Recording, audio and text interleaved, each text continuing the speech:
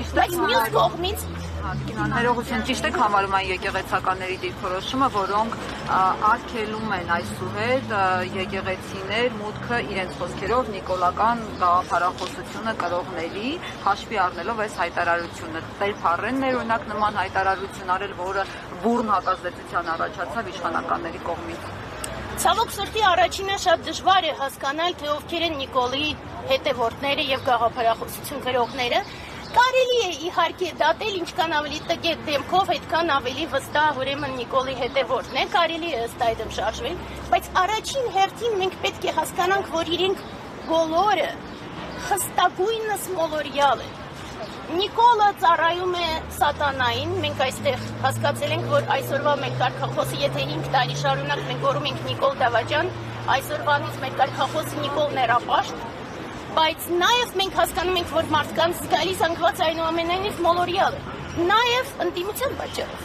Մոլորյալ է, որովհետև ընդդիմությունը շարունակաբար եւ ոչ մի լուրջ քայլեր չի ձեռնարկել, որպեսզի ձեռբազատվի Դավաճան իշխանություններից։ Այն անգամ փողոց են դուսել, փորձել են հեռացնել, քայլել են, պահանջել են, վրան են։ Գիտեք, ես քանի որ բոլոր պրոցեսներին մասնակցել եմ, բայց քանի որ ընդդիմադիր եմ եղել եւ Լևոնի ժամանակ եւ Քոչարյանի ժամանակ եւ Սերժի ժամանակ, ըստ այդմ ես հստակ գիտեմ, երբ որ մարդ սկզբունքորեն գնում է պայքարի, գնում է երկով, ապա գնում է մինչև վերջ։ Այսինքն որ Սերժի ժամանակ ընդդիմադիր եղել Նիկոլին է պաշտպանել։ Չէ, ես 2010 թվականին գնացել եմ ազգային ժողով, Պարանով, հայ-թուրքական պայմանագրերի դեմ եւ այլն, Նիկոլին չեմ պաշտպանել։ Հիմա ես գիտեմ, որ մոդայիկ է, բայց ես 18 թվականի ամենասկզբից հասկացա, որ այստեղ ոչ մի ընդդիմադիր պայքար։ Ինչու է ձեր կարծիքով Փաշինյանը եկեղեցու ինքնավար կառավարմանը ուղեկցվում է հայրենիախառն գրառումներով։ Սա ինչ Հիմա սա է, մենք առաջին հերթին դրա համար մեր կոչերից մեկը ուղղված է հենց ոստիկանությանը եւ դատական մարմիններին։ Ցանկացած բան, որ ասվում է Նիկոլի կողմից, միանգամից փոխվում է բոլոր մակարդակներով։ Իսկ հիմա երբ որ իրենք հայհոյանքներ են ներկայացնում տարբեր մարդկանց կողմից, ոչ միայն եկեղեցու, այլ նաև եկեղեցու բոլոր պաշտպանողների կողմից եւ ոչ մեկ նախաձեռնությամբ չի հանդես գալիս իրենց դատելու։ Այն պարագայում, որ գիտեք, այդպես զրպարտություն չէ, ինձ չի հետաքրքրում, անձնական վիրավորանք է պիտի պատասխանատվության։ Փաշինյանը սա հանրային շահով է բացատրում, ասում է եկեղեցու հետևորդները պիտի իմանան, որ եկեղեցականներն են կուսակրոնության ուխտին հավատարիմ, որոնք են դրժել ձեր կարծիքով սա այդպես հանրային պահանջ կա, այդպես մտնել բոլորի անկողիններ ու հասկանալ ովում հետ է, ովում հետ չէ։ Ասեմ առանցքայինը, 2020 թվականից ի վեր Նիկոլը որևէ իրավունք չունի հանրային շահերի մասին խոսելու ընդհանրապես։ Հանրություն բառը ինքը իրավունք չունի կրկնելու։ Հայաստան, հանրություն, հայ ազգ, նման բառերը ինքը իրավունք չունի կրկնելու։ Եվ եթե եկեղեցու մասին ասում են, որ ինքը պիտի նզովեր, ապա մենք էլ պիտի որպես հայ, իրեն գիտեք են հին Հունաստանում հակարանաֆեմա ու կարաստրակիզմա, ինքը ազգ ունենալու ընդհանրապես իրավունք այլևս չունի։ Լավագույն դեպքում թող ադրբեջանցի համարվի։ Եվ կներեք, չկա նման պահանջ։ Չկա իսպար։ Հիմա ինչ ա լինել ձեր ակցիան ոնց է շարունակելու բացի այն ինչ որ համատեսվում են դրանից։ Ու նաև խումբ եք վառել բացատրությունը, հա, ախտահանում եք։ Խումբ վառելու առումով, այո, որովհետև ցավոք սրտի չկան դեռ, բայց կլինեն այս կամ այն ձևով ոչ մեկ չի խուսափի պատժից։ Ես Ալեն Սիմոնյանը կասի եկել է կաննելա ոնց է մի քիչ ռուսական ակցենտով հանդիսանալիս ապօրինի մեր բաղացան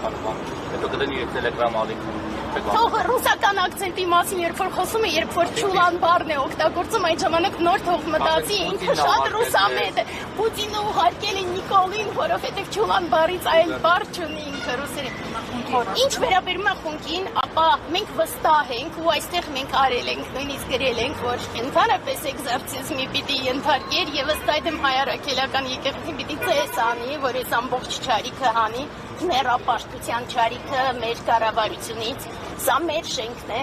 մեր Երևանի շենքն է ու մեր կառավարությունն է, իսկ մարդկանց այդտեղ զավթած մենք պետք է մաքրենք այդտեղից։ Սկսում ենք խունկից, ինչ վերաբերում է ակցիային, տեսեք նորից, մենք քաղաքական ուժ չենք, ինչպես արդեն ասեցի, եւ չենք էլ ուզում լինենք քաղաքական ուժ։ մեր խիղճն է մեզ դրդում ինչ-որ ակցիաներ անել։ Ես հույս ունեմ, որ մարդիկ ոչ թե կմիանան մեր ակցիայի, ես չեմ ասում, ուզում են միանան, ուզում են չմիանան, թող իրենք ակցիաներ անեն, թող իրենք ամբողջ բողոքի ձայնը բարձրացնեն եւ չհանդուրժեն այս ամբողջին, ինչ որ կատարվում է։ Նշեցիք, որ ուզում եք որպեսզի քրեական դատաստանի սկսվի, այդ քրեական պատասխանատվության ընդհանրեն մարդապետի, բայց չեք կարծում, որ եկեղեցու կողմից պետք է պատասխան լինի ոչ միայն բողոքի ակցիայի մասնակիցների կողմից, այլ նաև եկեղեցու կողմից պաշտոնական պետք է պատասխան լինի, որպեսզի համապատասխան գործողություններ ձեռնարկվեն։ Տեսեք, ես հոգևոր զարգացման ճանապարհով գնացող մարդ եմ, հոգևոր կյանքով ապրող մարդ եմ, ըստ այդմ ես ինձ իրավունք չեմ վերապահում երբևիցե քննադատելու եկեղեցուն կամ էլ ասելու, որ եկեղեցի հենց հիմա ինչ-որ քայլեր պետք է ձեռնարկի։ Ես հույս ունեմ, որ իրենք կհամադրեն իրենց ամբողջ ուժերը, կոչ կանեն համայն ժողովրդին եւ դուրս կգան պայքարի, բայց դա միայն հույս է։ Իսկ իմ պարտքն է այժմ այնուամենայնիվ պայքարը տանել։ Դուք կարծեմ ինչ-որ կազմակերպություն ներկայացնում եք, չէ՞։ Ես կազմակերպություն, ես Հակոբ Մանանդյանի ծորն եմ եւ ես ունեմ կազմակերպություն, հասարակական կազմակերպություն, ինչպես ասեցի, ես ընդհանրապես այլ հոգևոր զարգացման ճանապարհով եմ գնում, բայց դա ինձ իսպարտ չի խանգարում, ես հայ եմ ու պաշտպանում եմ հայ առաքելական եկեղեցին։ Որպես ազգային ինստիտուտ։ Այո, որպես ազգային ինստիտուտ։